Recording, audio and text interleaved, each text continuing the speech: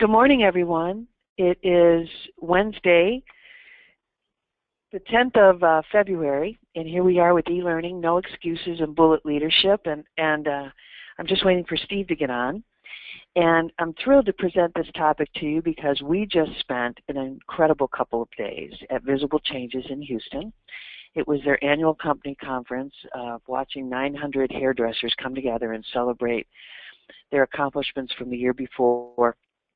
And all they do is hoot and holler and scream and celebrate each other's accomplishments and achievements. And oh my gosh, we're still on a high from it. And then the next day we spent the day with Anthony Whitaker, who's going to be with us at PSC on Monday and at the school on Tuesday. And he did a 3-hour presentation to the leadership team, about 55 of the Visible Changes team, and it was very empowering. And in fact, I told him on the flight home, he flew back with us to Chicago last night, and I said, I took a couple of your points today, and they're going to be in our presentation in the morning. So welcome, everyone. There's nothing better to be able to share with you what the journey's teaching us. And by the grace of God, we're able to bring all that information to you and share it as a unit with each other to make our salons and hairdressers even more powerful. So let's go. All right. We want to start by just talking about the 4 things that must always be in place in your business so you don't lose sight of what you're trying to accomplish. Remember, vision is everything that you want your business to be. You see it before it even is in motion. And no excuses means that you're not going to allow anything or anyone rob you of what that vision is. That you have to stay so focused as the leader to what that business and salon can become that nothing gets in the way. Nothing can sabotage it. Now, can there be mess-ups? Can there be plan Bs? Of course, because those are how the vision is put in motion. But the vision is crystal clear, and that's what's exciting about it. So the vision is what you want that business to be. Now, before we were in Houston, gosh, I feel like I'm talking about our travels, but I think every time we have to teach something, God gives us all the experiences ahead of time to make our presentations have more impact. So we were at Disney, and if that's not one of the most wonderful visions, and Walt being the visionary of example, to watch what Disney is and what it's still becoming and how it recreates itself over and over again after starting Disney World, I think, launched in 1971. And we got to see areas of what Disney has in plan for the future. I can't remember what they call it, the dream area, the dream builders, the dream builders. And the dream builders are areas like there's going to be a new Frozen ride. So the dream builders have signs all up about this is what's coming, and they don't say pardon our dust, they just say dream builders, and then everyone knows that they're dreaming as they are creating the future. And you see dream builders in every park you go to because they are still working on the future. Where are our dream builders areas in our salon? What visions do you have for the future of your business? And when that takes place,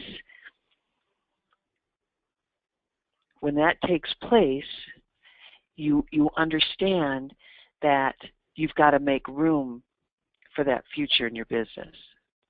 So the vision is what I want that business to be. The mission is the who and the how is it going to be accomplished, and the mission are the systems for that to happen.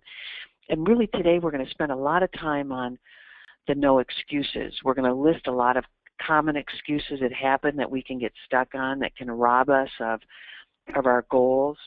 And honey, is it you? Yes. Good morning. Okay. So we're on our vision, mission, non-negotiables, and career path slide. So the mission is the who and the how is that going to be accomplished, the vision we have for our business. Just like Walt has all the people of how they have to The people are the who, and the how is the systems in place that will execute Disney properly.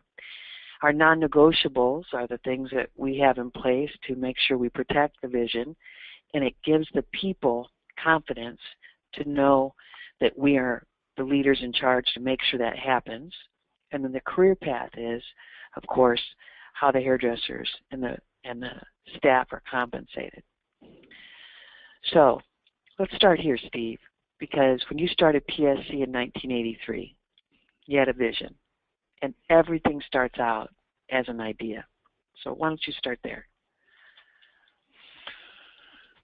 Well, I can share with you where where our vision started out with. It was at a time where I was at a point disillusioned with traditional distribution in the beauty industry. The focus at that time was all on the sell to. How can we sell more to the customer? Many of the distributorships shared the same product brands and would race out to beat their competition into the salon to sell that new product or that new promotion first ahead of their competition. And I always felt like that was the wrong approach, that our eyes needed to be clearly on the hairdresser. They needed to be clearly on the salon. And so, sometimes the way that they would compete, though, was with price, wasn't it? It was with price, absolutely. And so what happened was you had distributorships that were failing, and fast forward now to 32 years later, and you have honestly very few choices for distribution at this point. You've got a couple of big companies, and you've got a handful of small independent companies that are calling on salons. At that time, 30-some years ago, there were 9 or 10 distributors that were calling salons on a weekly basis that would come through the door, and that didn't necessarily mean better. And so what happened with me is that I believe that if we had a company, the vision and the idea was to, first of all, be centered on education, to never sell product where we hadn't educated first. Second of all, it was to be the salon's best business relationship, because most salons in America at the time and still today are not running in a profitable sense if you take the owner's contribution out of the business. And so it was definitely to grow salons and help them with their service volume, their retail volume, which we call take home, and their overall profitability. And that if we couldn't do that, that we didn't deserve to have a business. And so we felt like salons had enough places to spend money. They needed people to help them make more money. And that's where that's really where it all began. It was to guarantee everything that we sold. I never wanted salons to be stuck with merchandise that they purchased from PSC. And I can say honestly that they never have been in all of these years. But that was just a dream. That was just a vision at that time. Back rooms, and probably still today, are filled with products that they bought from somebody and have no intention of using, but they fill the back room. So I think that's kind of where it started, was how to become an advocate for the hairdresser and the salon owner, and really make a difference in this industry, and ultimately to change the industry. So the idea, it started with an idea, and then you had to put that idea into motion. And you failed or got frustrated on your way to building the company. Right? Oh yeah, and I failed first, because the thing that I thought that just that idea was going to be enough to have people lining up. I felt that the business would never miss a beat from what my previous experience had been. I felt that it was so refreshing and so new that people would just want to support it, and in fact, they didn't know how to support it. So you didn't change the idea. You just changed the methods. Correct. See, and that's the biggest thing. That even while you might have things that go wrong, don't change the idea, change the methods. or it could be change the people, or it could be change the structure, or it could be change the software. Remember, the idea is probably the most powerful thing, because if you can see it, you can create it. And don't lose sight of that vision. Even when Steve's in front of our staff, in some way he's going to talk about that vision to reiterate why he did this in the first place. All right. So yesterday when Anthony, as I told you during my opening, and Steve wasn't on yet, but one of my favorite things that he said yesterday is that part of the vision and part of the methods that you have to think about while you're building your business on and using no excuses to accomplish that is Anthony was studying a company and how they made the vision and their decision making crystal clear for their staff. It was every decision they would ask this question: will it make the boat go faster? Like, should we change our uniforms? Will it make the boat go faster? Should we change our structure? Will it make the boat go faster? So everything that they did was about making this question stronger, making the answer to this question be a yes. So I kept thinking, as I heard Anthony speak about that yesterday, is what is PSC's question? And so we're putting that in front of you. What is your question? Will it make the boat go faster? Will it make the salon be more successful? Maybe the question is, will it bring in more guests to the salon? Will it make our vision more crystal clear for the staff? What is your question? What other examples, Steve, did he give about will it make the boat go faster? I can't bring them to mind right this moment. I remember the one about uniforms. Well, it was uniforms. It was what do we eat? What do we? What time of day do we work out? Do we move this person to this position of the boat? Oh yeah, this was a rowing team, right? It's a rowing team. Yes. Yes. And so everything, it all centered around people to execute. And so the question was, everyone always has a lot of ideas if they feel safe and if they're in an environment where they feel they can share them. But there had to be some funnel, that allowed the good ideas to come through and the more challenging ones. So when you really think about it, that question, will it make the boat go faster? You can say that to any idea that would come up. Do we use a different material in the skull of the boat?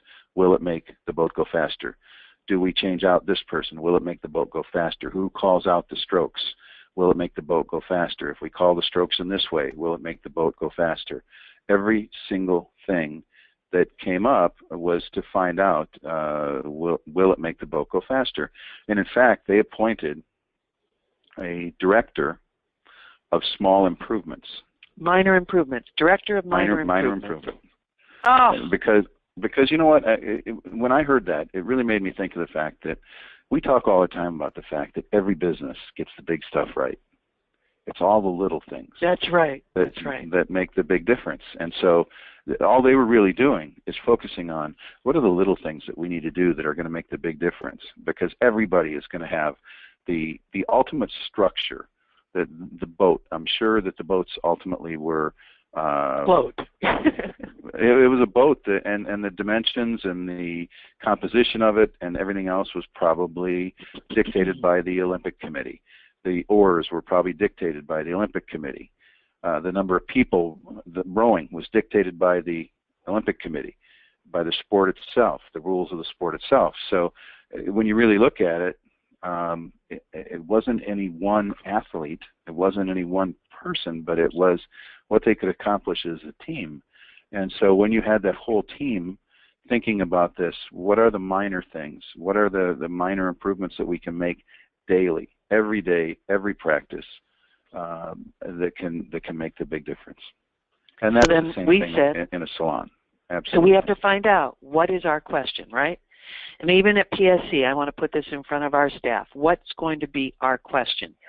And I remember taking notes on this yesterday. I had stars all over the page because I loved it so much, and I think Steve beautifully transferred that to you just now. Because what are the hours of the salon? Does that make the salon be better? I mean, I don't know. I can go on and on. What's our dress code? Will it make the boat go faster? What is our pricing? Will it make the boat go faster? Everything about this allows us to think so much more clearer or crystal clear on what we're trying to accomplish. So come together as a team and say, okay, we have to determine, or you as the leader have to determine, what is your question? So current excuses. I mean, when you think about the current excuses that you're in front of, and we just listed these out, and I had Jen put them in, and I wrote some notes on it, but some of the biggest ones could be discounting. We discount. That's why we're not where we need to be as a salon. People don't arrive. Punctuality is a problem. That's an excuse why the boat's not going faster. Attendance of our staff is why the boat doesn't go faster. They don't want to go to education. In the steps of the service, they don't have time to deliver the service, or they don't have time to sell take home. They don't have time to upsell the menu. There's not enough money. They don't think the customers want to pay those prices. They don't have enough guests in their chair. Downtime is an excuse. I have too much downtime. They think that favorites their chairs are filled before them. You've got the wrong people. You need more people. That's an excuse. I need more work ethic. That's an excuse. No leadership. That's an excuse. Wrong hours. No time to analyze business. When you think about that, that's all excuses. And can you imagine that being the list for someone who's trying to win a gold medal in the Olympics?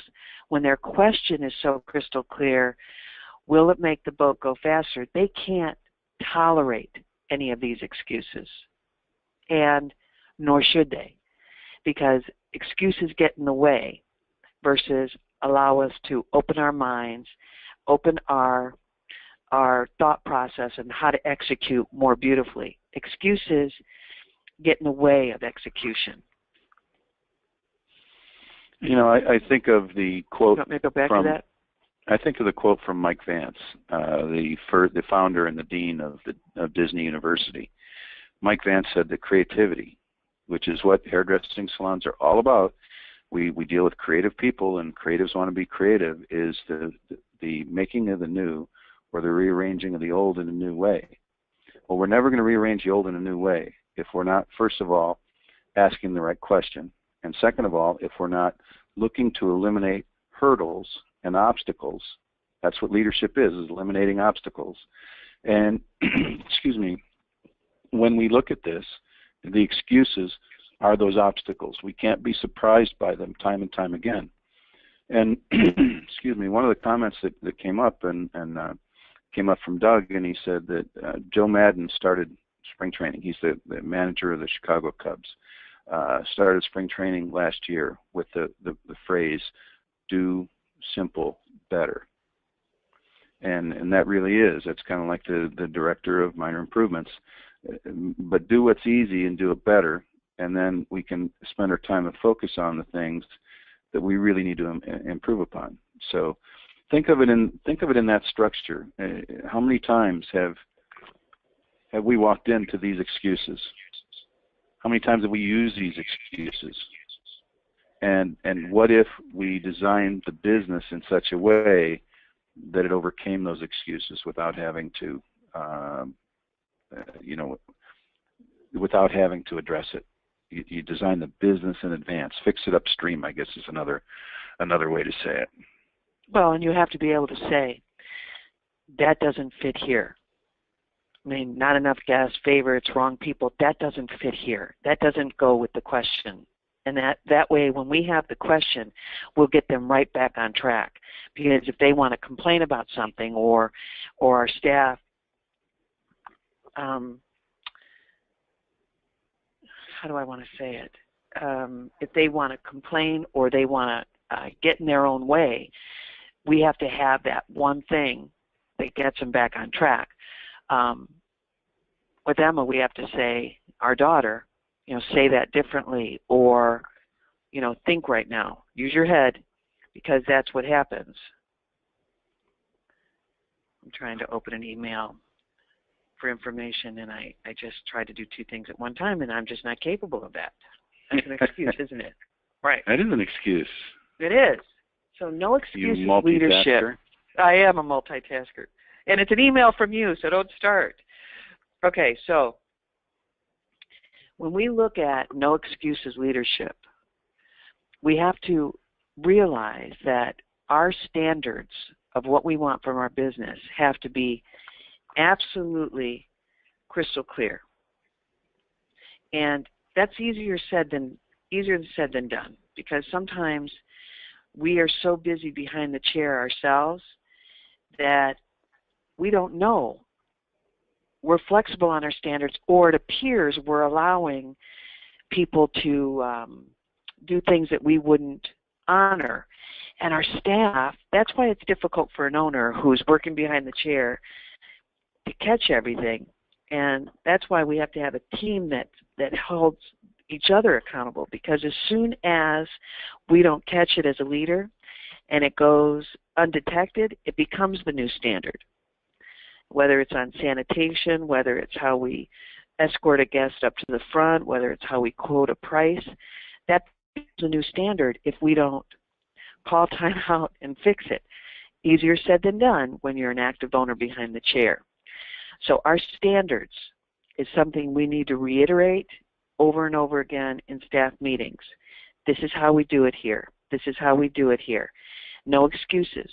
And believe me, it's something we work on here every day at PSC, and we work on every day at our schools, is saying this is how we do it here. And most people are going to try to fight the standards. I mean, just like our children fight bedtime, or they fight our standards in our home, so do our employees fight our standards in our businesses. Honey, you want to touch on that? I'm sorry, I was multitasking. Is this bad or what? Yes, you were. Okay, let's go. We got this. All right, so we must just do it. Yeah, I mean, at the end of the day, Nike had it right. We need to just do it, and it takes just as much time to come up with the excuse as it does to take an important step in fixing it and making a solution. And yet we all, ourselves included, we all sometimes struggle with this. We're better at excuses. We sometimes, I said a long time ago that people sometimes give excuses like there's a commission on it, like there's a reward for it. And it's a shame, because it's become an acceptable behavior in business. If you didn't get it done, either come up with an excuse or find somebody to blame. Well, and one of the funniest ones. I'm sorry, honey. One of the funniest things yesterday is when he said, "Can't people have a better excuse than food poisoning when they call off?" And oh my gosh, we all laugh, because, I think about food poisoning in my life. I maybe have had it once or twice, right, in my whole life, 55 years, But how many times have we heard food poisoning from employees when they call off? And he touched on that yesterday, and it got the biggest laugh from the 50 leaders in the room, because it's true. People can't they have to create a more bigger story, bigger excuse than just to say, hey, I'm under the weather. It's got to be more than that, or I partied too hard last night. Not that that's good, but we use excuses as if it's an excused absence or an excused reason, and there is no excuse that's good enough to take over what we're trying to accomplish. I mean, I love to say that we're not prepared to be marginal any longer. Marginal isn't good enough. Marginal doesn't win championships. Marginal gets by, and excuses welcome marginal performance, and we have to make sure that we're not allowing those, and we have to be able to identify an excuse and address it head on. That's an excuse. Let's get back on track. And when our staff knows we're not going to tolerate or participate in excuses, I think that we're going to be better overnight. You've got a little message, Terry. What's it say? Nothing. It was popped up on your screen. Okay. So our number one job is to grow people. And how we grow people is helping them become more mature and business savvy in our businesses and helping them understand what they can become. And we have to lead people to their face, not behind their back. You've heard us say that multiple times. So how do you risk that? Why are we uncomfortable leading? And that's a question that pops up all the time is I want to say it, I just don't say it. I'm a fear of the outcome if I really lead people to the way I should. You know, when we look at watching the Super Bowl Sunday night, those coaches have permission to lead and absolutely see and say what they see on the field. Every play, every time. And we see things throughout the day in our businesses, and we have to be known that we're going to address it. It only takes a moment to say, shift left, shift right, shift forward, shift back. But sometimes we'll walk by thinking it, but we don't say it. And we have to be able to redirect our business on the spot. And that might be a great staff meeting to say, you know, I'm behind the chair. I see things. My goodness, maybe we have signals that we use in the business to help people get back on track or something. But we have to address it because if we don't, that becomes the new standard. Steve, this is something. Go ahead. One of the other things that I have heard and heard again yesterday was the fact that it really depends on the culture that we create. If we see failure as failure, that's a problem. It's hard to lead to people's face because, and to take that risk of bringing out the best in someone because they might perceive themselves as failure.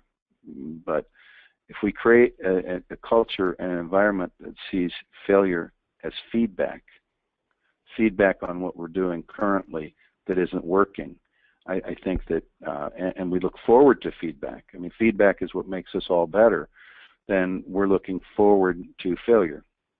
They say that success is going from failure to failure without loss of enthusiasm. And I think that we spend so much of our time fearing failure instead of embracing it and looking toward it. And I think that has a lot to do with this. Our number one job is to grow people. People are going to disappoint. People are going to fail. A process can fail, but we work to make the process better because the process itself has no feelings. It has no emotion, but people have emotion, and we fear that emotion. And so this really is. It's a handful of words on a slide, but this is the challenge of true leadership. Leadership is about influence. And the way we influence people, the way we lead people, and just interchange that word. Lead people to their face. Influence people to their face. Take the risk because it's worth it.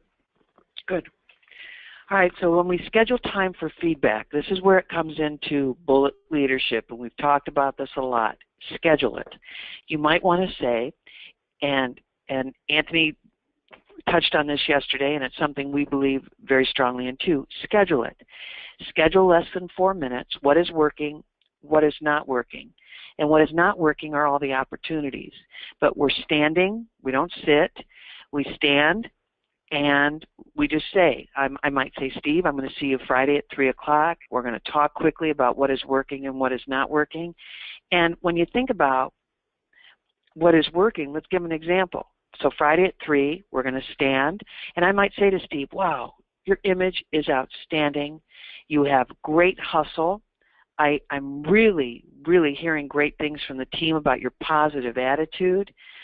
the things I want you to work on and focus on before we talk again next Friday. And maybe some people need you to talk more often than once a week. But your speed of your cut and style, that's where we're still struggling right now. So I'm going to give you some exercises to work on to develop your speed. And your conversation with your teammates and guests, I need it to be more professional. Let me give you some examples. But what we did is we started off with the things that we're really enjoying and then our opportunities. And all I did was probably had a minute so far invested in this, and I just need a minute more. Now, you have to be able to say it so they know that your intention is to make them better. You're not going to save everyone, but we know what their weaknesses are. Conversation with your teammates. They don't want to know about your personal life, nor do your customers. And when it to me that they know things about your personal life, that's a problem. So let's really work on that, and I'm going to help you with that. I did it wrong before I did it right, and I'm trying to make sure you don't do it wrong before you do it right too. Anything on that, Steve?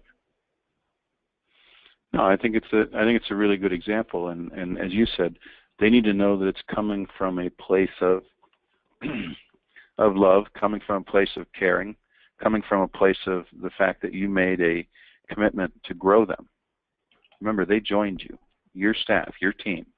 They may not all be the right people at this point, but they joined you, and you made a promise to develop them.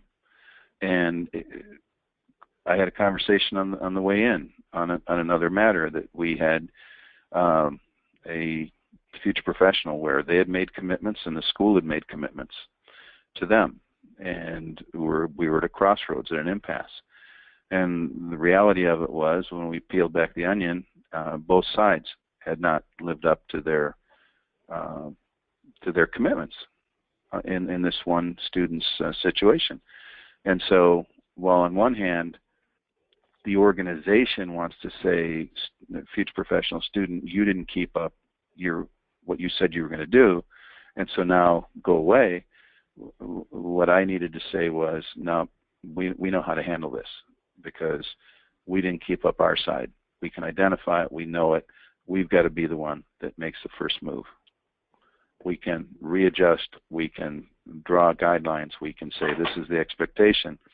But coming from a place of love, we did let down, our team did let down on the commitment that we made to this future professional. So that's a great example. So here's what happens. If we say when we hire them, especially in their first 90 days or whatever, let's say, you will have weekly conversations with me. They're not long. They're going to be bullet coaching, but you'll have weekly. What happens if we don't do any of those weeklies and then we want to terminate for not a good fit? Both sides are wrong. You didn't do what you said, so you could shift them in a different direction, and they didn't live up to what you were looking for. Both sides are wrong, and you've got to be able to share with them so they could make it better. Have we seen people do big turnarounds? Of course we have, huge turnarounds. But it's the next slide is they will not get it on their own. And you have to understand, we say to people, gosh, don't you think they'd get it by now? No, they will not get it on their own. And I think that the example I gave on this is the children example. Children example. I still say every day probably, that's not ladylike, Emma. We don't talk like that. Say please, say thank you, say excuse me, manners please. Every day. They're not going to get this on their own. And employees aren't going to get it on their own either. You have to state these exact same things. And it takes 10,000 hours to master mastery. No shortcuts. So what happens is I'm probably going to put 10,000 hours into Emma to create a lady out of her. To create a young man with manners, it's going to take us, and all the other things that Jack needs to become is 10,000 hours of mastery. So the same thing's going to happen in your business. And you might say, are you serious, 10,000 hours? Are some going to get it faster than others? Yes, but they have to know what you're going to say to them in advance. And you know you get it when you're at a dinner with children 15 years later, when I think about Craig and Aaron or Sarah and Doug, and someone brings up something and Craig says, oh my gosh, don't say that in front of Terry, she can't stand that. That means that I did my job in helping them understand what my standards are. And it's going to take you that much time, over time, to develop them. And it'll go faster if your standards are in place with specifics. It's going to take 10,000 hours if they're wishy-washy. Sometimes she's strong on dress code. Sometimes she's not. Sometimes she is. Sometimes she's not on makeup. Sometimes it's her hot button punctuality. Sometimes it's not. See, they find out your weaknesses, just like your children do. And you have to stay firm because it supports your business. Will the boat go faster? Will it make the boat go faster? So why are we doing all this? You know, you think about why we're trying to do this. Because we want a 100% club in our company. We want focus. We want them to be determined. We want effort. We want them sweat on their way to success. We want higher standards for themselves set, because some of them never had standards in their life and they're coming under our direction, and we have to help them set their standards in life. Failure is not an option. You always take action. And when we're going on to Plan B, we're going to help them dust themselves off and get back on track. That's our job. When we're developing people, all that's going to happen. And there's nothing more gratifying and fulfilling as an owner when you see them become someone who's now raised their standards for themselves, that they now have expectations that they own now versus you owning them. You owned expectations before they own them. And I don't know, that's really fulfilling for us. Steve? No, I totally agree. I think that those are all things that any owner wants. You stop and think about the worst problem that you've had that wasn't unethical. I mean, there are people that just aren't the right people in the right seat on the bus, or they shouldn't be on the bus. I mean, meaning the bus is the business, and do we have the right people, and are the people in the right place? And we all fail with that. There are people that we have to go through on the way to finding it. But of the people who are committed and the people who really are the right fit, but we still get to impasse with them, where somebody's got to make the next move. And that's really all it is. All it is an idea. All it is a conversation. All it is someone willing to open up that conversation. Realize that most people get to where they're at by their best thinking. And in order to get beyond that, we have to see them fully as human beings, and we have to want to know who they are, and we have to want to have those conversations, not as best friends, but as comrades, as a boss, and as a leader, as a person of influence. Our job is to influence, and influence means presence. It means conversation. It means knowing them, and it means being willing to talk to them about all of these things. From what does it mean to be in 100% club? What does it mean? What kind of focus is it that we're looking for?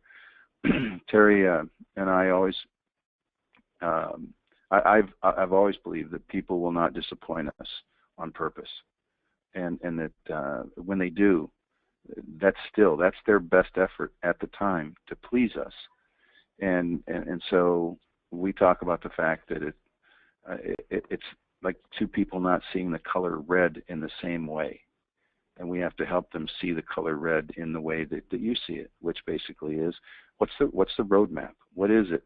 What is your expectation?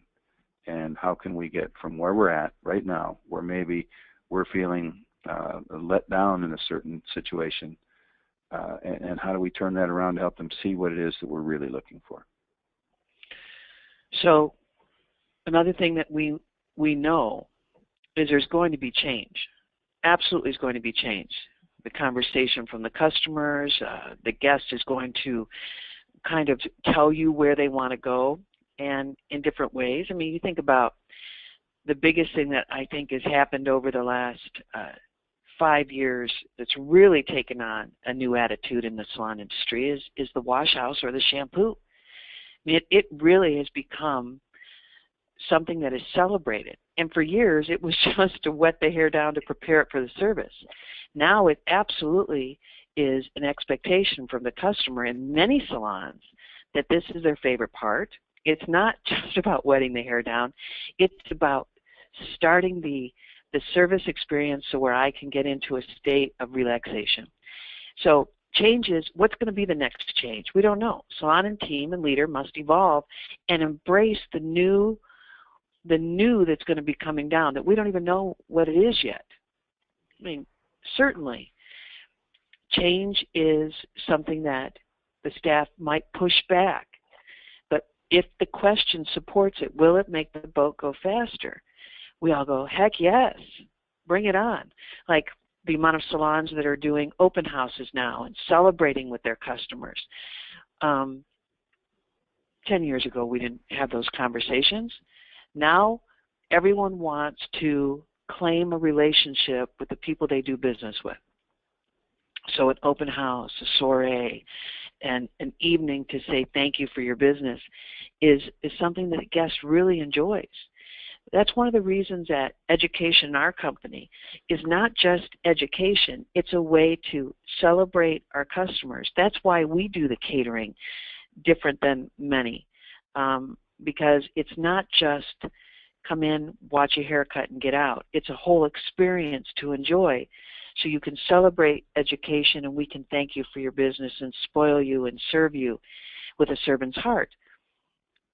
So there's other ways that you can realize that you can connect with your customer. Do you think that there's, well, that one young man, I remember, Steve, we hired that one salesperson. Tell that story really fast. Which one, Terry? The one that said, I'm not going to do that. Okay. We hired a person to join our team, and in the process of training, and they assist us during one of our business classes in service. They sit through them to learn, and then on the breaks, as many of you know, if it's a lunch break, the company serves the food. We also beverage. tidy up, and we tidy up, and we assist people going back to their seats, because usually between a salad and a plate of food and a beverage, there's more than what one person can handle and carry themselves, and so our staff assists with that. And at the end of the day, when we were cleaning up, this person said to me, Steve, I thought you... And he had a lot of years in the beauty industry. Yeah, he said, I thought you were kidding when you said that we serve the meals and we serve the hairdressers. And he said, I will not be getting beverages for hairdressers. And it took a split second for us to say, you will not be working here, because that's what we do. That's who we are. And we hit that impasse right off the bat, within the first few weeks of that person working for us. It just came right out. And what happens if we would have said, oh, okay, he would have changed who we are. Mm-hmm. So we can change. Will the boat go fast? I mean, he's not going to make the boat go faster if he's not going to be part of and have a servant's heart for our customers. You've got people like that too. Make sure that you protect and know. We also were doing business with a company, and they were, one of the core values of a company that we partner with is they've got to be strong educational link. And we said yes. We started doing business with this company. 6 months later, they said, we're not going to be as educationally driven. It's going to be just more about what's in the bottle. And we resigned that line, because if it doesn't match your core values, it's going to confuse your whole operation. So that's why change is constant, and sometimes it's because it's no longer a good fit. It could be team members, it could be a system, it could be a relationship. But you have to realize, does it support and make the boat go faster? That's good. I mean, I think that's our question, even though it's going to mean something else here. Okay, let me see. Okay, I love this. Now, many of you know, because you've probably listened to me enough, that Steve and I love listening to any message that we can learn from. And I listen to Joel Osteen every day in the car, channel 128 on satellite radio, just so you know. And the last thing that one of his messages was, turn a mess into a message. I mean, we all have gone through things in our businesses. It's not turn a mess into an excuse, it's turn a mess into a message. And when we think about a mess could be our hours, a mess could be situations in business, a mess could be cash flow for a certain amount of time. But what's the message afterwards? What did we learn from it? What is our takeaway? And the next one is turn a test into a testimony. I mean, when we're tested as leaders, you know, by the grace of God, we have businesses, right? And when we are tested, which we will be as owners, we have to turn that into a testimony and what did we learn from it and how do we move forward and how do we protect the business from letting that happen again. It's not turn a test into an excuse, turn a mess into an excuse. And just realize it's turning a mess into a message and a test into a testimony. And I think that's really, really powerful. We all have. In Steve's 32 years, he's been tested a lot. And as a team, we've been tested, whether it's been acquisitions in the industry, losing staff, or situations that happen. How did that make us better? And one of the reasons made it better is because when we go through tests, it helps us become better coaches to help salons go through those tests and come out on the other side too. Steve, you want to touch on this at all? I love this. Well, the thing that jumped into my mind when you said that, when you said that Steve's been tested a lot in 32 years. We all have. PSC as a team has been tested in the 32 years, and that's the thing that is so cool about it, is because it's the team response. It's the way you come together in those tests. That's not when character is built. That's when character is revealed. And I really believe that the character of our team and the individual players, the people who are capable, stepped up and as a team overcame and turned the test into testimony, and made a message out of a mess. And that's the best part. It's knowing that everyone responds to the best of their capability and that it's enough. You know, that's the interesting thing is that you as a leader, you're enough. Your team individually, they're enough. But it's that commitment to, I'm going to give everything that I have. And if we have different amounts, that's okay. What we have is enough to contribute. God, you sounded like Joel just now, Steve. Oh my goodness. That's a compliment. Joel, thank you. It is a compliment, yes. So leadership is responsible for making and putting the right people, the right systems, the right services, the right education, the right prices, the right celebrations, all in place. And you're thinking about these, even as you're looking at this slide. I'm thinking about them as a leader too. And do we have these things? Where do we gravitate towards? And you're usually going to gravitate towards the things that are most enjoyable for you. Just make sure you're giving it equal time and attention. Also, leadership continued. Do we have the right hours? Do we have the right leadership? Are we connecting with our team enough? Are we dreaming enough about the future? The right timeline for 2016 and forward? Do we have the right business relationships? All of that is what we have to think about. And none of your staff's thinking about this list. You are. And then sometimes we get frustrated, like, do they know what I have to think about? No, and nor should they. And Emma and Jack don't think about the things that we have to do in our household. I mean, they don't even know what we do at PSC yet. They just think it's here. So, and they think the schools are here, just here. They don't know what it takes to operate them. And so when you think about leadership, you have to have a way to think about these things, have time to work on it, not in it, and just keep asking these questions. And it's just a great gut check for you to see how you're doing on these issues. You know, time management, as far as what we're doing, and this came out of the book No Excuses that many of you have, is life management is all about the achievement, the results, and the success. And to have all these things requires time. And the trouble with this is most owners, when we meet with them and coach with them, they say, you know, there's not enough time in the day. I can't do all of this. Well, you're going to have to go back and look at and analyze your time. That's why the number of hours when a salon's open 60, 70 hours and they don't have leadership all those hours, we really encourage them to cut back on their hours, because it's better to be open 40 hours and look really good than 67 hours or 70 hours and look marginal.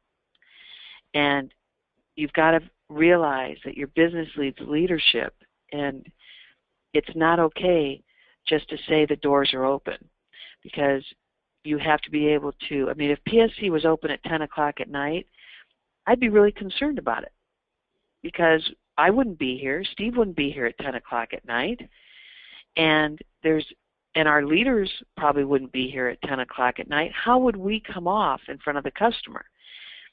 And how would our systems look? And would it create balance for our team? That's what you want to look at, is life management takes on all of these, and once again, it requires time. One of the things I can tell you is so many owners say, you know, I don't have time to do this, and I procrastinate. Well, great line is procrastination is the thief of dreams. And your actions tell you and others what you truly value. Steve always says, you know what? It's obvious what you value, because that's where you show up. And so many times, you know, the smartest people, doesn't matter how smart you are if you don't put it into action. And you've got to be able to accomplish and finish things that you start. Don't just have the ideas, put them into motion. And that's why when you look at a timeline, I want this idea, I want to create this, it kind of holds you to a deadline. And some of you need that deadline looking at you straight in the face. Some owners, because they're the owner, they can just say, okay, well, you know, I didn't get that done, so what? But when you say it out loud to your staff and they're banking on something for you to get done for them, that makes a big impact. Steve, you want to touch on that? You know what? I really think you covered it there. I think I would just be repeating the things that you covered. Well, and there's a lot of visionaries, people that are more dream it, but they don't get the detail to get it done. And for example, let's say you want to put in new hours, and you think, yeah, we really should change our hours. That makes a lot of sense, but you never do it. All right, so you just got to put, you know, like if you go to a pool, and maybe I've said this already, not today though. If there's a pool, what does everyone do when they first get to a pool? Is they put their toe in the water to see how cold it is. And I'm always amazed at those people that don't have to do that and they just dive right in. I think, oh, was it cold? And we all start asking people in the water, and what do they say? It's cold at first and you get used to it right away. It's kind of the same thing in business. Put your toe in, check it out, but sometimes you have to dive right in to make that change. And the staff will be fine. Don't worry about them. They'll adjust. It'll be fine, and it's going to be fine as soon as they get in the water. Mm-hmm.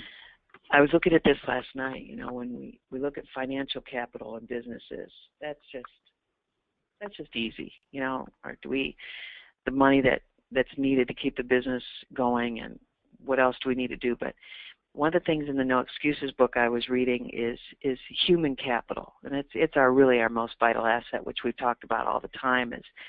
Is the mental energies, the emotional energies, the physical energies that go into the human capital. I'm surprised now, and not that it was better our way, but in my 20s I worked 80 hours a week, and I know Steve worked more than that. And we're hard pressed now to find people in their 20s that want to work 35 hours a week. But they want what we've all accomplished. And what's hard about that is how are they going to compete? How much time is it going to take them to master something when they're only putting 35 hours a week? I mean, we were putting almost 2 or 3 years in our 20s to their 1 as far as mastery hours. We've got to help them understand that the return on energy and return on life is the deposits we're making.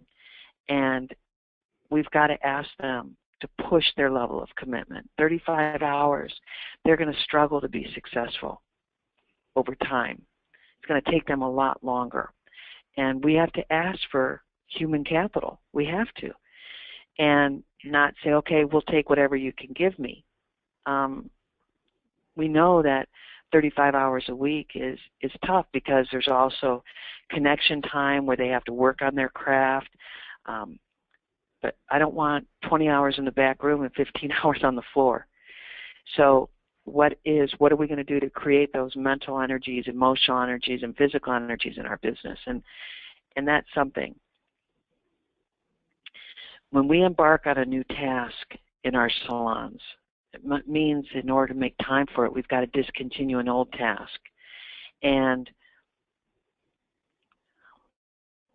we can't have too many tasks on us or none of them will get done. So therefore, to take on something new, we've got to get rid of an old. And the greatest way to explain this is if I was going to start going to a gym every morning, to embark on a new task means I'd have to give up an old task, which would be sleep, because that'd be the only place I could cut into.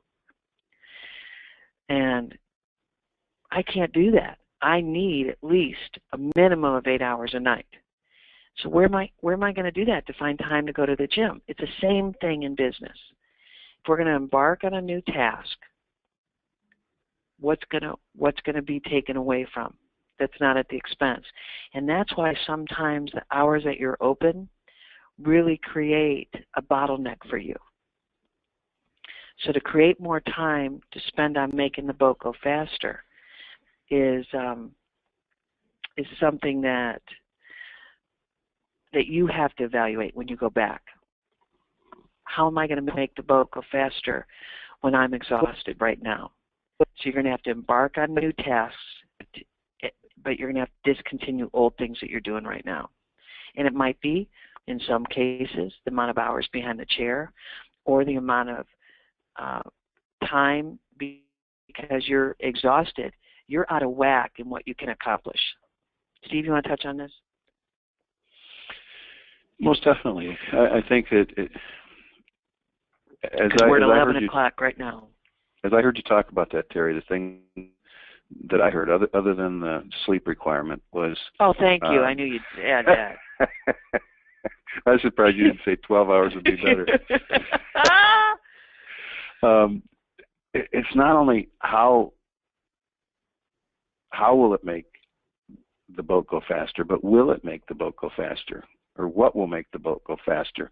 When you think about that, we've got to make sure that we're selecting things that we're capable of. Everyone can think. For example, what business wouldn't be helped by $1 million of excess cash right now? Would that make the business go better? Absolutely. Is it realistic? No. And so we've got to be careful with what we put up with this list of things. Will it make the boat go faster? Is it possible? Are we capable? Do we have the resources in people or in intellectual property, in concept, in all of those things?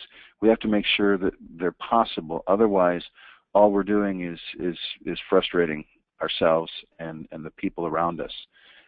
Because remember, they may not be thinking exactly as you every second of the day, but they hear what you say. And I think that so much of what's happened in the salon industry over time is that we dream out loud, or we start things.